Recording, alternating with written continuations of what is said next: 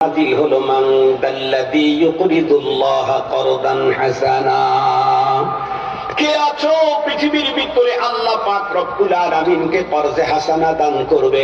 এটা হলো বন্ধুরা আমার কোরআনে শরীফের তেলাওয়াতকৃত আয়াতে কারিমার সরল তর্জমা। এর ভিতরে বন্ধুরা আমার অনেক মর্ম তথ্য আছে, সেগুলি আমি বলতে চাই না, নির্ধারিত টাইমে আমাকে আলোচনা শেষ করে দিতে হবে।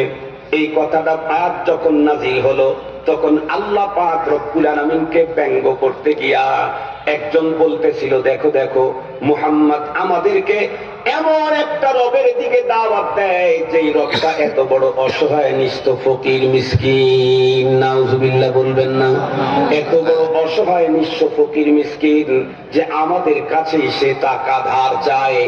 এই জাতীয় কথা যখন বন্ধুরা আমার বলেছে, শব্দটা যখন সিদ্দিক আকবর রাদিয়াল্লাহু তাআলা আনহুর কানের ভিতরে ঢুকেছে, সিদ্দিক আকবরের মতো আরহামু উম্মাহ উনি পর্যন্ত মুহূর্তের ভিতরে তার বন্ধুরা আমার স্বভাব পরিবর্তন হয়ে এখন ফারুকি স্বভাবে রূপান্তরিত হয়ে গেছে।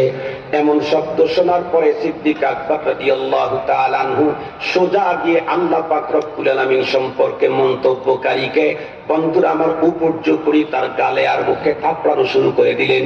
একটা পর্যায়ে তার শরীর থেকে রক্ত বেরিয়ে চলে এলো।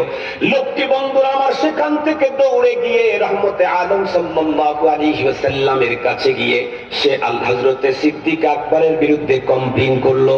পয়গম্বরের কাছে গিয়ে বলতেছিল, ওগো আল্লাহর হাবিব, আপনার সাহাবী আবু বকর দেখেন আমাকে মেরে কি অবস্থা করে দিয়েছে। এই কথা বলতেই পয়গম্বর উত্তর করলেন, তুমি মনে হয় নাম বলতে ভুল করতেছো, কারণ যে কাজটা কথা বলছো এই কাজটা আমার আবু বকরের হতে পারে না। পয়গম্বর পর্যন্ত বিশ্বাস করতে রাজি নন এই কন্ডিশন আবু বকর সিদ্দিক করে দিতে পারে। নবীজি পর্যন্ত বিশ্বাস করতে রাজি নন। নবীজি কথা বলতেই লোকটা বলল, হুজুর আমি সিদ্দিক আকবররে চিনি, ফারুক আজমরে চিনি, আমার এই কন্ডিশন ফারুক আজম ঘটায় নাই, এটা আপনার আবু বকর করে দিয়েছে। পয়গম্বর আবারও বললেন, মিয়া তুমি ভুল বলছো, তোমার কাজের সঙ্গে আর নামের সঙ্গে কোনো মিল নাই, এই জাতীয় কাজ আমার আবু বকর কোনোদিন করতে পারে না। কথা বলতে বলতে সিদ্দিক আকবর রাদিয়াল্লাহু তাআলা আনহু নবীজির সামনে হাজির হয়ে গেল। সিদ্দিক আকবরকে দেখা মাত্র ওই লোকের অন্তরের পানি তো আরো শুকিয়ে গেল।